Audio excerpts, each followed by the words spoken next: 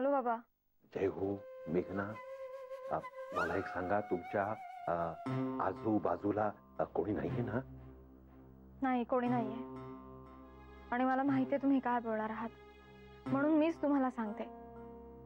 बाबा, तुम्ही अजिबात काळजी करू नका. आमचं संपूर्ण कुटुंब त्याची काळजी घेण्यासाठी आहे. तुम्हाला त्यासाठी एवढी दगदग करण्याचं काहीच कारण नाही. तुम्ही प्लीज. मेघना, मला बाकी सगळं काही ऐकायचं नाहीये.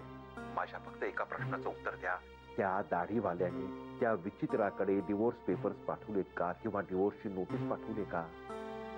नाही, म्हणजे तसं असेल ना तर आपल्याला खूप खूप वेळ लागेल हो त्या दोघांची दिलजमाई करायला.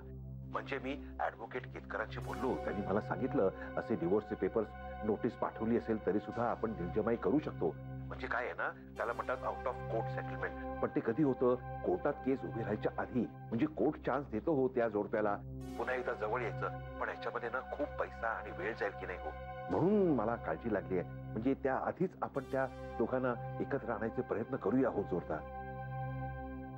तर आली आहे का हो तशी नोटीस किंवा पेपर? अहो बाबा, शेवटी त्यांचं लव्ह मॅरेज आहे.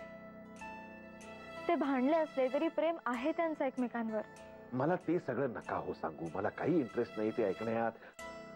मला फक्त सांगा, त्या दाढीवाल्याने विचित्राकडे कुठले पेपर किंवा एखादी नोटीस पाठवली आहे का?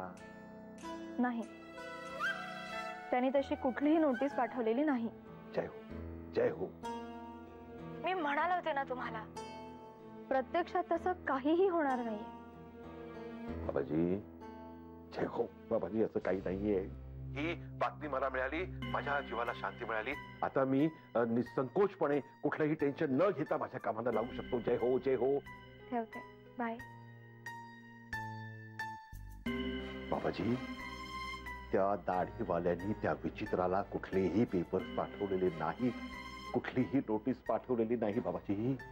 जय हो बाबाजी, जय हो. असंच लक्ष असू द्या बाबाजी, असंच लक्ष असू द्या.